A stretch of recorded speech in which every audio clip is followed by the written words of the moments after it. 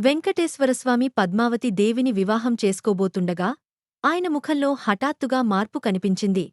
ఆయన కళ్ల నుండి నీరు కారుతుండటం చూసి దేవతలందరూ ఆశ్చర్యపోయారు. శ్రీహరి, మీ ముఖంలో ఈ మార్పు ఎందుకు? ఏమి జరిగింది? అని దేవతలు, మునులు అడిగారు. అప్పుడు శ్రీనివాసుడు గద్గద స్వరంతో, నా ప్రియమిత్రులారా, ఈ శుభకార్యానికి నేనే ముహూర్తం నిర్ణయించాను. కాని నా లక్ష్మీదేవి లేకుండా నా వివాహం జరగడం నాకు సమ్మతంగా లేదు. ఇది అపచారం అని బాధను వ్యక్తం చేశాడు. శ్రీనివాసుని బాధను చూసిన బ్రహ్మదేవుడు, శ్రీనివాసా, విచారించకు.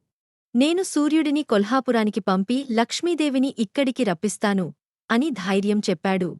దేవతలందరూ సంతోషించి సూర్యుడిని లక్ష్మీదేవిని తీసుకురమ్మని కొల్హాపురానికి పంపారు. సూర్యుడు కొల్హాపూర్కు చేరుకొని లక్ష్మీదేవిని కలిశాడు. ఆమెను చూడగానే, అమ్మా, శ్రీహరి మీకోసం ఎదురుచూస్తున్నారు. ఆయన బాధపడుతున్నారు.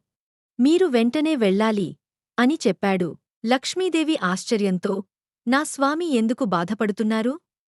అని అడిగింది. సూర్యుడు వివాహ విషయం చెప్పగా ఆమె ఆశ్చర్యపోయింది. లక్ష్మీదేవి తన మనసులోని బాధను దాచుకుని, నా భర్త సంతోషంగా ఉండటానికి నేను ఎంతటి త్యాగానికైనా సిద్ధమే. నేను నా స్వామిని వదిలి ఇక్కడ ఆశ్రమంలో ఉంటున్నాను. అయినా ఇప్పుడు ఆయన బాధపడుతున్నారు.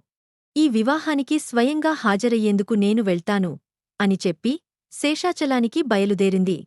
లక్ష్మీదేవి శేషాచలానికి చేరుకున్న వార్త వినగానే బ్రహ్మ, ఈశ్వరుడు, దేవేంద్రుడు, అష్టదిక్పాలకులు ఎంతో ఆనందించారు.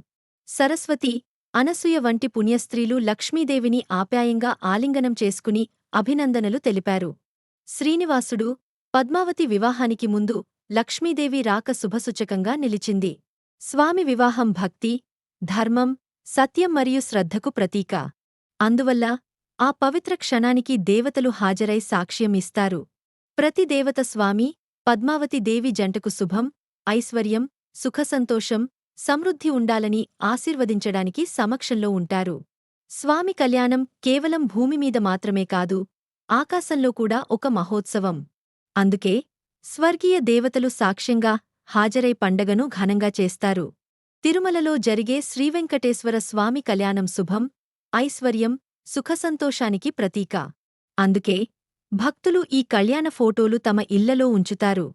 ఇది మన ఇళ్లలో శుభవాతావరణం, భక్తి, సౌభాగ్యం తీసుకువస్తుంది. ప్రతిరోజు వెంకటేశ్వర స్వామి కళ్యాణం ఫోటో చూడడం ద్వారా మనసులో ఆనందం, భక్తి స్ఫూర్తి పెరుగుతుంది. మీ గృహంలో కూడా వెంకటేశ్వర స్వామి కళ్యాణం ఫోటో ఉంటే కామెంట్ రూపంలో తెలియజేయండి. వీడియో నచ్చితే లైక్ చేసి మన ఛానల్ని సబ్స్క్రైబ్ చేయండి.